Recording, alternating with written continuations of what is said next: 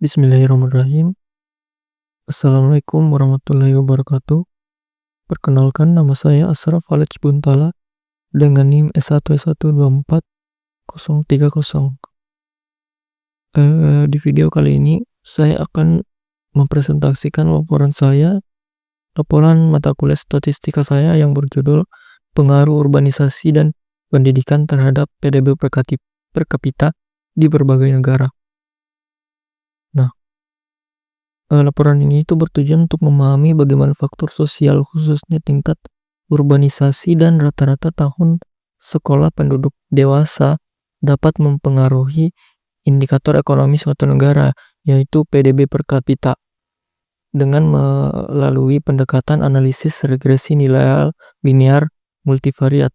Penelitian ini juga berupaya untuk melihat kontribusi masing-masing variabel secara simultan sehingga menghasilkan gambaran yang lebih komprehensif mengenai dinamika pembangunan ekonomi di lintas negara. Jadi selama progres pengerjaan laporan ini saya memperoleh pemahaman yang lebih mendalam mengenai penerapan metode statistika dalam menganalisis fenomena-fenomena sosial ekonomi secara kuantitatif dan objektif. Oke. Nah, kita masuk ke bagian bab 1. Latar belakangnya itu pembangunan ekonomi dalam suatu negara itu tidak terlepas dari dinamika sosial yang terjadi dalamnya. Ada dua faktor yang sering dikaitkan dengan peningkatan kesejahteraan ekonomi atau PDB per kapita. Itu ada dua, yaitu tingkat urbanisasi dan juga tingkat pendidikan. Di sisi lain, pendidikan merupakan komponen utama dalam pembentukan modal manusia, yaitu human capital. Rata-rata tahun sekolah yang ditempuh oleh penduduk dewasa mencerminkan kualitas sumber daya manusia suatu negara. Semakin tinggi tingkat pendidikan, semakin besar peluang peningkatan produktivitas tenaga kerja. PDB per kapita sendiri itu merupakan salah satu indikator utama yang digunakan untuk melihat tingkat kemakmuran dan kinerja ekonomi di suatu negara. Melalui pendekatan analisis statistik multivariat, penelitian ini itu bertujuan untuk memahami bagaimana urbanisasi dan pendidikan secara simultan itu mempengaruhi PDB per kapita pada tingkat lintas negara.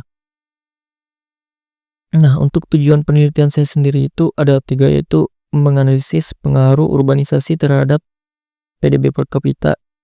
Yang kedua, menganalisis pengaruh pendidikan terhadap PDB per kapita. Lalu ketiga, mengetahui pengaruh urbanisasi dan pendidikan secara bersama-sama terhadap PDB per kapita. Oke. Manfaat penelitian sendiri itu ada 2, yaitu manfaat teoritis dan manfaat praktis.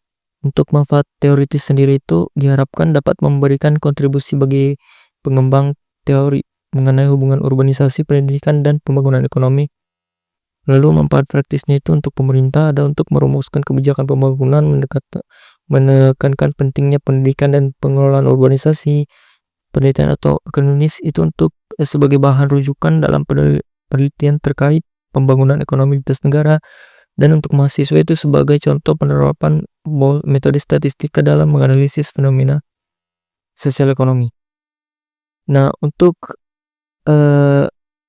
pengertian urbanisasi sendiri itu adalah proses meningkatnya proporsi penduduk yang tinggal di wilayah perkotaan dan biasanya berkaitan dengan pertumbuhan pusat ekonomi, infrastruktur, serta peluang kerja. Untuk tingkat pendidikan itu secara elemen itu merupakan pembentukan modal manusia. Untuk indikator yang saya gunakan untuk tingkat pendidikan itu adalah rata-rata tahun sekolah penduduk dewasa usia 25 tahun ke atas mencerminkan tingkat pencapaian pendidikan formal suatu negara. Jadi maksudnya itu dihitung tahun dia sekolah yang usianya itu sudah dewasa gitu, yang sudah di atas 25 tahun ke atas itu ditanyai itu berapa tahun dia bersekolah di tingkat pendidikan. Misal di SD dia sekolah 6 tahun, tapi cuma SD doang, dia nggak SMP dan SMA. Pas 25 tahun itu umurnya, dia ditanya ternyata cuma SD doang. Atau dia sampai 25 tahun ternyata masih lanjut sekolah yaitu S3 biasa bisa aja begitu atau S2. Nah, untuk PDB per kapita sendiri itu singkatannya itu produk domestik bruto. Nah, kepanjangannya gitu. Nah, itu adalah indikator yang digunakan untuk mengukur nilai rata-rata output ekonomi yang dihasilkan oleh setiap penduduk suatu negara. Nah, untuk beberapa penelitian terdahulu yang saya ambil itu ada Nguyen dan Nguyen tahun 2018. Penelitian ini itu menganalisis hubungan urbanisasi dan pertumbuhan ekonomi di negara-negara ASEAN. Nah, hasilnya itu menunjukkan bahwa urbanisasi berdampak positif terhadap pertumbuhan meskipun besar efeknya berbeda antar negara. Yang kedua itu ada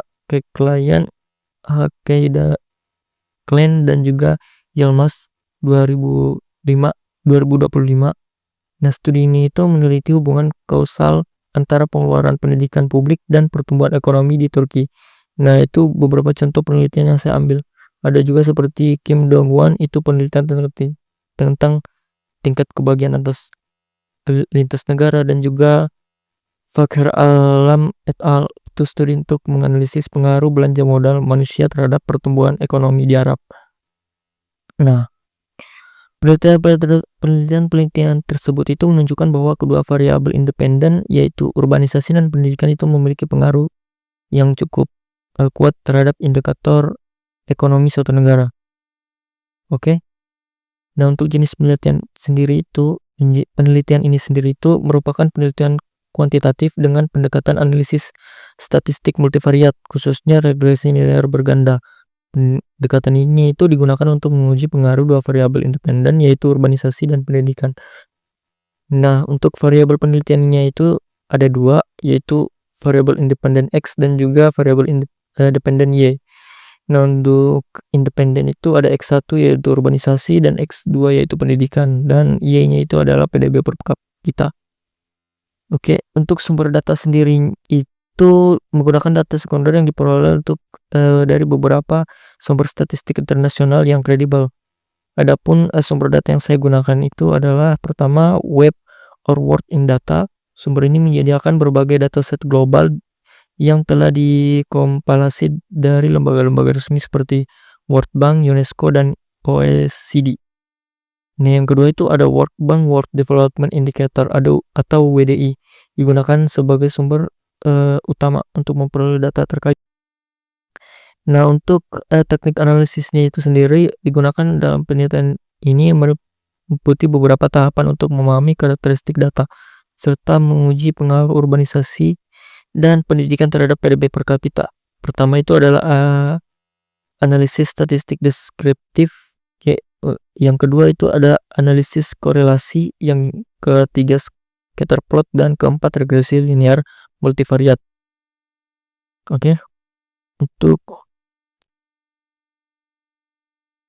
lalu yang kelima itu ada uji signifikansi model, meliputi uji T untuk mengetahui pengaruh parsial masing-masing variabel independen terhadap PDB per kapita. Yang kedua itu ada uji F untuk mengetahui pengaruh simultan variabel independen terhadap PDB per kapita. Yang ketiga koefisien determinasi R/2 untuk melihat seberapa besar variasi PDB per kapita yang dapat dijelaskan oleh model regresi. Nah, hasil dan pembahasan. Untuk datanya sendiri itu ada ini. Oke, bisa dilihat.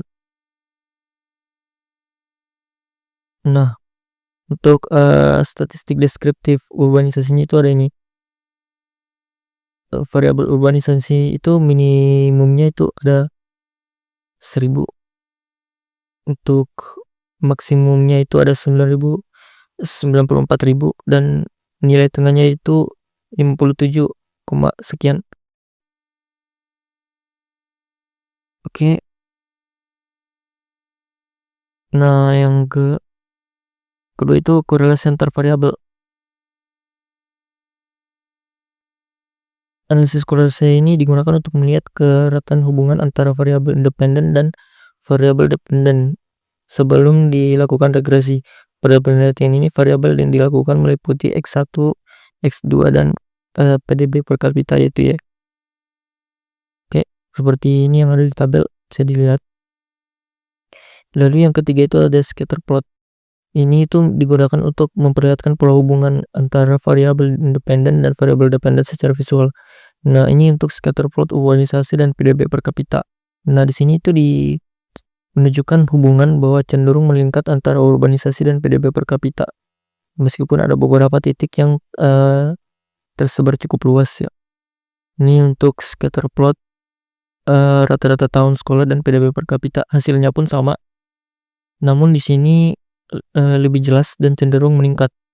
Nah, untuk hasil regresi linear multivariatnya itu didapatkan bahwa multiple R itu 60% dan R square-nya itu 40%. Nah, hasil ini menunjukkan bahwa variabel pendidikan memiliki koefisien positif dan signifikan. Meskipun rata-rata tahun sekolah terbukti berpengaruh terhadap peningkatan PWDB per kapita, sementara itu variabel urbanisasi memiliki koefisien positif namun tidak terlalu signifikan.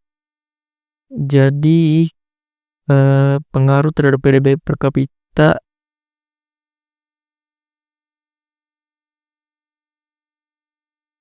tidak terbukti secara statistik, namun nilai R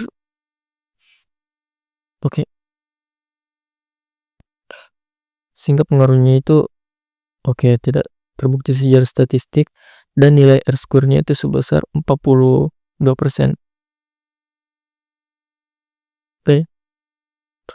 Nah, untuk pembahasan dari hasil penelitian ini itu menunjukkan bahwa pendidikan berpengaruh signifikan terhadap PDB per kapita, dan koefisien yang positif dan nilai signifikansi yang sangat kecil menunjukkan bahwa peningkatan rata-rata tahun sekolah dan berperan penting dalam meningkatkan pendapatan per kapita dan sebaliknya.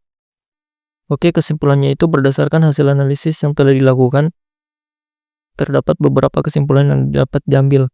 Pertama, pendidikan memiliki pengaruh positif dan signifikan terhadap PDB per kapita sehingga tingkat rata-rata tahun sekolah, sehingga semakin tinggi rata-rata tahun sekolah maka semakin tinggi pula tingkat pendapatan per kapita suatu negara. Yang kedua, urbanisasi memiliki koefisien yang positif juga namun tidak signifikan, sehingga pengaruhnya terhadap pendapatan per kapita tidak terbukti secara statistik. Nah, untuk beberapa saran yang dapat diberikan berdasarkan hasil penelitian ini adalah: pertama, saran untuk pemerintah itu membuat kebijakan, pemerintah dan pembuat kebijakan itu perlu memberikan perhatian lebih pada peningkatan kualitas pendidikan, karena variabel ini terbukti memiliki pengaruh signifikan terhadap peningkatan pendapatan. Yang kedua, meskipun urbanisasi tidak memiliki pengaruh signifikan dalam model ini, proses urbanisasi tetap perlu dikelola dengan baik agar mampu mendukung aktivitas ekonomi. Yang ketiga, penelitian selanjutnya itu untuk disarankan memasukkan variabel tambahan seperti kausalitas institusi, investasi, teknologi, dan lain sebagainya agar memperjelas variabel PDB per kapita secara lebih komprehensif. Oke, sekian presentasi dari saya. Adapun ini daftar pustaka yang bisa kalian akses. Lebih dan kurangnya mohon dimaafkan. Assalamualaikum warahmatullahi wabarakatuh.